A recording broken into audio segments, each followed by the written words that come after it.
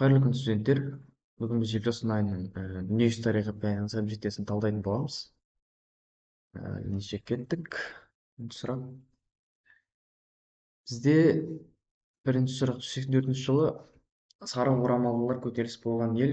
Негізінен біз Сирия, Вавилон, Парсы елдерді түсінеміз. Дұрыс жауап Қытай. Себебі неге? Бізде хан империясына қарсы қытайлардың сары орамалдар көтерілісі болды. Негізінен көтерілістің жаңағы идеологиясы бұл даосизм діні деп айтуға болады. Ал Ассирия, Вавилон бұл Қытайға жатпайды. Мемлекеттерде көтерілістер болмаған Қытайдағы секілді. Екінші сұрақ. 17 ғасыр Миссисипи өзенінің су бассейндерін өз иеліктері деп жариялап, бұл аумақты өзені деп атады.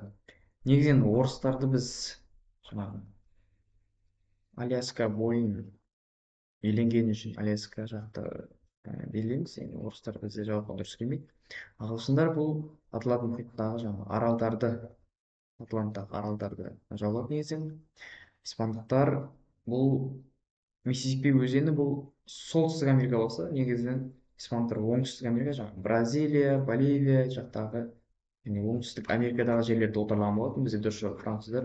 Неліктен? Себебі бізде 14-ші Людовиктің құрметіне жаңағы осы жерді Луизиана деп атаған болатын. Дұрыс жауап француздар. Үшінші сұрақ. Микробиологияның өзіндік ғылыми пән ретінде дамуына басты берген француз ғалымы. Бізде Дарвин өздеріңіз ретінде жаңағы эволюция теориясының авторы ретінде белгілі. Дарвин дұрыс жауап емес. Ампер бізде физика ғылымына қатысты.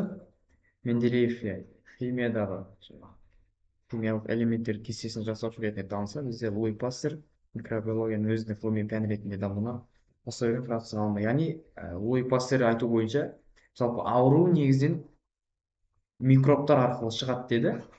Және осылай микробиология негізін қалап вакцина салуды осы ғалымның еңбегін оқығаннан кейін медицина ғылымдарында дамыды деп айтуға болады. Дұрыс жауап Луи Пастер. Англиядағы өнеркәсіп төңкерісінің маңызды алғышарттарының бірі. Негізінен Наполеон соғыста емес, себебі ол кейіннен болды. 1800 жылдар аралығында, 1800 жылдардың басында Наполеон өзін император жариялағаннан кейін француз революциясының әсерлері болып кейіннен болып, бұл 1789 жылы жаңағы Бастилия қамалының бұзылуымен еуропадағы феодалдық жүйенің күшеюі бұл дұрыс емес. Феодалдық жүйе күшейсе, керісінше өнеркәсіп төңкерісі болмайтыны белгілі. Бізде дұрыс жауабы Англия. Англиядағы бұл жауап ағылшын буржуазиялық революциясы, яғни Англиядағы революция айтуға болады. Яғни бұл не үшін? Себебі буржуазия мен өнеркәсіп атты екісі бір-бірімен өте қатты байланысты деп айтуға болады. Яғни буржуазиялық революцияның орын алуымен жаңа сауда орталықтары ашылуы, жаңағы өнеркәсіп деп атайды тұрғандай, біреулері өзінің қол өнер жұмыстарын жасайды, біреулері құмыра, біреулері етік тігеді. Яғни өздерінің кәсібін өнермен ұштастырып, жалпы сауда саттық күшейіп, ал феодализм мен сауда саттық бұл тек қана жерді иеленуші феодалдың астындағы құлдар деп айтуға болады. Негізінен өнеркәсіп төңкерісі бұл буржуазиялық революцияның болуымен тікелей байланысты. Император Цянун еуропалықтарға Қытайдың келуіне тыйым салды, еуропалықтардың Қытайдың келуіне тыйым салды дейді. Бізде дұрыс жауабы С. 1759 жылы жаңағы император Цянун Қытайдың оңтүстіктегі аймақтардан еуропалықтардың жүзіп келіп, өзінің сауда саттығын жүргізетін аймақтарға негізін тыйым салып тастады. 1748, 52 деген жылдар бұл дұрыс келмейді. Дұрыс жауабы С. Алтыншы сұрақ. 19 ғасырдың басында Францияның экономикалық өрлеуіне ықпал еткен қосады. Негізінен 19 ғасырдың басын деп біз тарихи контекстке қарайтын болсақ, негізінен бұл 1800 жылдар. Ал 1800 жылдар кім болды? Яғни Наполеон билегенде. Дұрыс жауабы Наполеон кодекстері. Париж келісімі, Версаль келісімі кейінгі ғасырларда, және Вена конгресінің актілі бұл 1815 жылдары болды. Бұл жаңағы біз халықтар майданы деген секілді соғыс бар, Наполеон соғыстарына қатысты, бірақ бұл негізінен экономикалық бөлігіне ықпал еткен құжатқа жатпайды. Бұл саяси жаңағы нормативтік құжаттарға жатады. Жетінші сұрақ: 1930 жылы ксро да социалистік жүйені қалыптастырған қайраткер. Бізде Ленин 1924 жылы қайтыс болғаннан кейін 30 жылдарға жатпайды. Ленин ол уақытқа дейін қайтыс болады. Горбачевтың кезі бұл кейінгі тәуелсіздік алған Қазақстан Республикасы тәуелсіздік алған жақтарға жатады. Бұл президенттің жылдары, тоқырау жылдары, ал негізінен социалистік жүйені қалыптастырған қайраткер бұл кезде Сталин. Шығыстағы тіршілік аймағына қарсы гитлердің құрған жоспары бағытталды. Негізінен шығыстағы тіршілік аймағына шығыста кім? Германияның шығысына негізінен кеңес одағы, ксро болды, дұрыс жауабы. Жапония керісінше гитлерлік секілді басқыншылық саясат жүргізді. ақш жатпайды, франция жатпайды. Сондықтан дұрыс жауап кеңес одағына қарсы.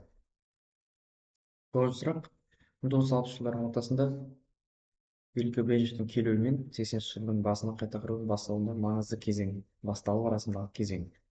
Бізде индустриалдар қысқызаймыз, себебі бұл жаңағы 1900 жылдардың бас кезеңін айтуға болады. Сол жариялық деген кезең тарихта аталмайды. Негізінен жылымық кезеңі бұл бізде Хрущевтің тың және тыңайған игерген тың және тыңайған жерлерді игеру саясатының жаңағы атауы бізде дұрыс жауабы тоқырау, яғни Брежневтің келуімен кеңес одағында осындай тоқырау жылдары болып жатты 80-ші жылдардың басына дейін. Оныншы сұрақ: Византия императорының атағы. Бізде негізі патриарх дегеніміз бұл келмейді. Бұл басқа мағынаны береді. Бізде нумизма сол кезеңдегі монетаның атауы. Бізде король деп басқа корольдіктерде атады. Негізінен Византияның императорын бұл Василевс деп аталатын. Дұрыс жауабы А. Василевс. 1783 жылы Версаль келісімінің нәтижесінде, негізі мына жылға қарайтын болсақ, бұл жылы не болды? Негізі Англия ақш-тың тәуелсіздігін мойындады. Ал соғыс мемлекеттік қолдар иеленуге тыйым салынды деген бұл атаға сәйкес келмейді. Ал экономика ортасында қос жерлер иеленуге тыйым салынды, бұл келмейді. ақш Англияның тәуелсіздігін мойындады. Жоқ, керісінше жауап кеттік, бұл жауапқа келмейді. Дұрыс жауабы бізде Англия ақш-тың тәуелсіздігін мойындады, яғни азаматтық соғыстың нәтижесінде 1983 жылы Версаль келісімінің нәтижесінде Англиядан ақш-тың жаңағы 13 отар штаты бөлініп, өзі тәуелсіздігін жариялаған болды. 12-ші сұрақ: 1917 жылдың ақпанында жұмысшылар мен сарбаздардың толқулары басталған қала. Негізінен ақпанда жұмысшылар мен сарбаздардың толқулары жаңағы Ленин бастаған большевиктер, коммунистердің өзінің идеологиясын таратқан қала. Көтеріліс бізде Петроградта басталған болатын, Ресейдегі. Бізде Варшава дұрыс емес, ол Польшадағы қала. Польшаның астанасы. Киев, Прага дұрыс келмейді. Негізінен дұрыс жауап Петроград. Версаль келісім шарты бойынша Эльзас пен Лотарингияны қайтаруға мемлекет. Негізінен Эльзас пен Лотарингияны қайтаруға мемлекет. Бізде Франция, бізде ақш, бұл модельді емес, Италия, Англия бізге дұрыс жауабына келмейді. Негізінен осы аймақтарда қасында Роу деген облыс болатын, ол жерде көмір аймағы. Негізінен осылардың барлығы негізінен Францияға тиесілі. Франция бұл соғыс уақытындағы хронологияға негізделген сұрақ болып табылады. Англияның ықпал аймағына айналған Осман империясының қоластында болған мемлекет. Негізінен карта бойынша, жаңа картадан қарағанда, Осман империясының қоластында болған мемлекет болды. Египет болды. Египет. Бірақ бізде Англияның ықпал аймағына айналған мемлекет Египет болды. Карта бойынша Осман империясының құрамында болғанымен негізінен қол астында жаңағыдай басқарып отырған бұл бізде Англия болды. Бізде Үндістан емес, Үндістан кейін бұл Англияның отарының бірі. Бізде Сирия, Ливан, бұлар Францияның отары болып табылады. 1935 жылы қазан айында Эфиопия аймағына басып мемлекет. Жалпы бұл 1930 жылдардан бастап екінші дүниежүзілік соғыстың алғашқы соғыстың ошақтары басталған болатын. Бізде Италияның билеушісі Муссолини Эфиопия аймағына басып кірген болатын, яғни Италия. Испания емес, Франция басқаша саясат жүргізіп, Англия екеуі зерттеуші Италия болған болатын. Африкадағы, яғни Италияның Африкада отары көп емес еді. Сондықтан Муссолини жаңағы өзінің саясатымен басқыншылық Эфиопияға басып кірген. Анадолудағы түрік халқының азат қозғалысын басқарды. Дұрыс емес. Енді бұлардың барлығы дұрыс жауап келмейді. Бізде бір ғана дұрыс жауап. Ол бізде Мұстафа Кемал Ататүрік түрік халқының азаттық қозғалысын басқарған, тәуелсіздігін алып берген. Барлығы біледі деп ойлаймын. 20 ғасырдың басында Үндістан экономикасына үстемдік жүргізді. Негізінен бұл сұрақта логикалық тұрғыда ойлансаң шешімін оңай табасың. Негізінен Үндістанды жаулаған бізде 6-шы жылы құрылған Ост үнді компаниясы кімге тиесілі, яғни Англияға тиесілі, ағылшын капиталы Үндістан экономикасын үстемдік жүргізген болатын. Француз капиталы жаңағы Сирия, Ливан секілді мемлекеттерге болса, Қытай капиталы бұл кезде апиын мен ағылшындардың капиталының тәуелді болған болып, бізде Голландия, Индонезия аймақтарын жаулап жүрген болатын. Көбінде Африканың оңтүстік және оңтүстік батыс аймақтарын.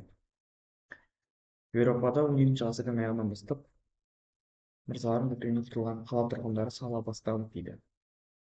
Мешіт емес, мектеп емес, мырзалардың өктемдігінен құтылған қала тұрғындары сала бастады. Бізде ратушаны, бізде цитадель бұл еуропалық қала құрылысының орталығын бізде цитадель деп аталған осы жерде. Дұрыс жауап ратуша. КСРО-ға Германия күтпеген шабуыл кезінде шекара маңындағы әскери бөлімдердің жеңіліске ұшырау себебі. Қорғаныс шептерінде әскерлердің болуы әскери бөлімдердің жеңіліске ұшырау себебі негізінен қорғаныс шептерінде әскерлердің болуы болса, негізінен шекара маңында әскери бөлімдер жеңіліске ұшырамайды. Сондықтан дұрыс жауап емес, яғни өз-өзіне қарама-қарсы шығып тұр. Кеңес әскери басшылығының соғысқа толық дайын болуы. Жоқ, бұл да дұрыс емес, себебі толық дайын болса, шекара маңындағы әскерлер Германия күтпеген шабуылына тойтарыс бере алады деді. Соғыстың дұрыс емес. Әскери теңіз базарында аяқта болуы. Жалпы Германияның Мәскеуге жасаған жорығында әскери теңіз базаларының қатысы жоқ. Дұрыс авиацияның әскерлердің майдандық аэродромда орналаспауы. Яғни майданның болып жатқан оқиғасында болып жатқан жерінде толық әскердің орналаспауы бұл әскери бөлімдердің жеңіліске ұшырауына себеп болды. 1916 жылдың экологиялық апаттардың алдын алу туралы маңызды шешім қабылдаған ұйым атауы. Жалпы біз осы жерде экологиялық апаттардың алдын алу туралы маңызды шешім деген секілді сұрақтар кездесетін болса, негізінен біз Біріккен ұлттар ұйымы деуіміз керек, себебі ең үлкен ұйым, осындай маңызды ақпараттар шешетін ұйым бұл Біріккен ұлттар ұйымы. Ал НАТО бұл саяси ұйым, тмд біздің жаңағы орталық Еуропаның Қазақстанның шекаралас орталық Орта Азиядағы мемлекеттердің ұйымы болып табылады. Дұрыс емес. Дұрыс жауап Біріккен ұлттар ұйымы. 20-ші сұрақ. 1964-70 жылдары Ұлыбританияда әлеуметтік мемлекеттік құруды көздеген үкімет басшысы негізінен бізде Гарольд Вильсон. Дұрыс жауап. Бізде Этли Тэтчер бұл уақытта келмейді. Тэтчер кейінгі заманғы. Вильсон бізде лейборист, либералист. медицина, жаңағы әлеуметтік үлкен жастағы жоғары табы өкілдеріне, жоғары жас өкілдеріне әлеуметтік көмек беруді көздеген болатын. Дұрыс білесің, бізде максимум бұл 1945 пен 1951 жылдар аралығында үкімет басшысы болған. Бізде дұрыс жауабы Карл Вильсон. Біздің заманнан бұрынғы 7 мен 6 ғасырларда философия жеке ілім ретінде пайда болып дамыған ежелгі ел. Негізінен шумерді біз ежелгі ел деп алатын болсақ, бірақ философия жеке ілім ретінде пайда болып дамымаған. Яғни шумер, аккад, хет мемлекеттерінде, негізінен хеттерінде өздерінің жаңағы ата бабадан келе жатқан ата бабалық құжаттар деп айтады оларда. Болды. Аккад мемлекеттерінде, шумер мемлекеттерінде дастандары болды. Гильгамеш туралы дастан, бірақ ол философияның жеке ілім ретінде пайда болып дамыған көрсетпейді. Бізде үндістан болып табылады. Себебі бізде үндістанда ежелгі индуизмнің қалыптасуы, сол секілді джайнизмнің қалыптасуы жеке философия жеке ілім ретінде пайда болып дамыған ел ол. Яғни ең үлкен дүниежүзілік діндердің қатарына енетін буддизм де осы үндістанда қалыптасып дамыған болады. Яғни ол философиямен тікелей байланысты. Колумбтың Атлантикадан ашқан принц жаңалығы. Жаңалық дегенде негізінен біз жерді айтып отқанын білуіміз керек. Бізде теңіз, Сарагос теңізі, теңіз болғанға жатпайды. Королева кемесі бұл өздерінің, бұл жаңағы кеме атауы. Бізден Бразилия емес. Бразилияны бізде Педро Кабраль ашқан болатын. Дұрыс жауабы Сан Сальвадор немесе Багам аралдары деп болады. Сан Сальвадор қазір бұл арал мемлекеті Сан Сальвадор аралын ашқан болатын. Феодализм ең басты белгісіне жатады. Феодализм феодал деген жалпы бізде феод жер, феодал жер иеленуші. Сондықтан феодализм бұл жердің негізгі байлық көзіне айналуы дұрыс жауабы. Машиналар өндіріс жатпайды, жұмыс табының пайда болып жатпайды. Буржуа тобының қалыптасуы керісінше феодализмнің қарама қарсы белгісі. Бисмарктың қан мен темір саясаттың мақсаты бұл негізінен сыртқы милитаристік саясат болып табылады. Себебі Бисмарк Отто фон Бисмарк негізінен мақсаты бұл қан мен тер саясаты. Бұл милитаристік саясат арқылы герман мемлекетінің жер алқымын кеңейту болып табылды. Германия революциямен біріктіру бұл дұрыс емес. Үлкен Герман одағы қалыптастыруға келмейді. Либерализм жүйесін орнату бұл дұрыс жауап емес. Дұрыс жауабы С, жаңағы милитаристік саясат. Бізде мәтіндік сұрақтар отарлық жүйенің ыдырауына әсер еткен экономикалық факторлар дейді. Негізінен төменгі факторлармен танысып өтейік. Негізінен экономикалық факторлар отар елдерде тау-кен өнеркәсібінің негіздері жасалды. Еуропаға шикізат жеткізу жүйесі реттелді, және бұл отарлық жүйенің экономикалық жағынан ыдырауына алып келді дейді. Ал саяси фактор бұл батыс елдерінде демократияның артуы, бұл отарларды басқаратын орталықтағы мемлекеттердің жаңағы халықтың Англия, Франция үкіметіне, яғни отарлардың үкіметіне қарсы болды. Идеологиялық факторлар бұл отар елдерде еуропалық мәдени құндылықтарды, білім беру, өмір сүру салтының кейбір тұстары, сол отаршылдардың кейбір тұстары сол мемлекеттерде тарап, еуропалықтардың өркениеттендіруші миссиясы жөніндегі идеологиялық дәлелдемені әсер етті. Яғни еуроцентризм деген ұғым бар, яғни бүкіл мәдениет Еуропадан шыққан деген. Яғни осы идеологияға күмәнмен қарай бастады халықтың барлығы деп айтуға болады. Отарлық жүйенің ыдырауына әсер еткен экономикалық фактор. Мына жерде қарайтын болсақ, өндірілген тауарлар айырбастау үшін шикізат жүйесі реттелді және буржуазия қалыптасты дейді. Экономикалық фактор ыдырауына әсер еткен негізгі мына жерде отарлық елдерде тау-кен өнеркәсібінің жасалып, жергілікті буржуазия қалыптасты, бізде дұрыс жағы осы, басқалары келмейді. Отарлық жүйенің ыдырауына әсер еткен саяси фактор халықтың саяси өмірге араласуына тыйым салынуы, бұл келмейді. Батыс елдері отарлық басқаруды күшейтуі келмейді. Отар елдер демократияның толық жойылуы, керісінше отар елдер демократия толық жойылса, отар жүйенің ыдырауына әсер етпейді. сондықтан бізде дұрыс жағы батыс елдерінде демократияның артуы және халықтың саяси өмірге араласуы нәтижесінде жаңағы отарлық жүйенің ыдырауы жүрді. Және отарлық жүйенің ыдырауына әсер еткен идеологиялық фактор. Отар елдерде білім берудің толық тоқтатылуы. Білім берудің толық тоқтатылуы орын алған жоқ.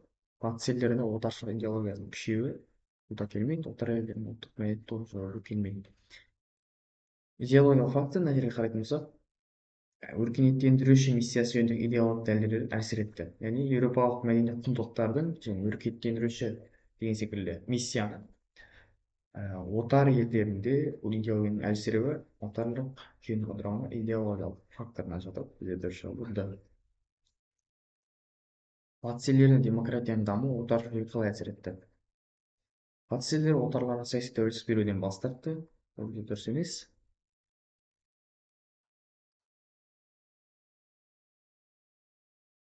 Отарлық халықтың саяси құқықтары шектелді, бұл дұрыс емес. Демократия отар елдердің басқа жүйесін күшейтті. Жоқ, бұл дұрыс емес. Бізде дұрыс жауабы Б. Яғни отарларды басқаратын орталықтандырылған мекемелерге, былайша айтқанда Англия, Франция өзінің халқы сол үкіметке қарсы наразылық күшею нәтижесінде батыс елдерінде демократия дамығандығын көре аламыз. Ол отарлық жүйеге қалай әсер еткенін көре аламыз. Отарлық жүйенің ыдырауының негізгі себептерін анықтаңыз. Яғни осы жерде жауап тұр. Экономикалық, саяси, идеологиялық факторлар бізде дұрыс жауап. А. Экономикалық, саяси, идеологиялық факторлар. Тек қана экономикалық даму, еуропалық державаның өзара келісімі бұлар дұрыс жауапқа келмейді. ақш-тағы жер иеленушілердің құлдыққа қатысты көзқарасын сәйкестендіріңіз дейді. Құлдықты шектеу шаруашылықтың құлдырауына әкеледі деп қауіптенді. Бізде маргиналдар емес, конкистадорлар емес, бізде дұрыс жауап бар. Плантаторлар және темекі, мақта өндіруші плантаторлар құлдықты жойғаннан кейін жұмыс күшінің қымбат тұратынын білді. Және бұл шаруашылықтың құлдырауына алып келеді деп санады. Сондықтан құлдықты шектегісі келмеді. Жаңа аумақтарда құлдыққа шектеу қоюды талап ете бастаған. Бұл негізінен фермерлер бұл жұмыс күшінің жаңағы дұрыс бағалауын талап ете бастады. Яғни құлдықтың негізінен жойылуын талап ете деп айтуға болады. Бізде плантаторлар, маргиналдар, конкистадорлар дұрыс емес. Бізде дұрыс жауап Б және Е жауаптар. 32-ші сұрақ. Вашингтон конференциясында қабылданған трактаттарды шешімдермен сәйкестендіріңіз. Негізінен теңіздік қаруды қысқарту, сүңгі қайықтарды күшейту, қоймау, бұл бізде 4 держава версиялық келісімі секілді трактаттар жоқ. Негізінен бізде дұрыс жауап 5 держава трактаты. Қытайдың егемендік пен аумақтық тұтастық қағидасын жариялау 5 держава трактаты кетті. 4 версиялық жоқ деп айттым. Сондықтан Е дұрыс жауап. Бізде 9 держава. Жалпы тарихта осындай оқиға бар. Қытайда 9 мемлекеттің өзара бөлісуі үшін осындай трактаттың жариялануы. Сондықтан бізде дұрыс жауабы Б және Е жауаптары. 19 ғасырдың басында Қытайда Коминтерн партиясын қолдаған мемлекет басшысы.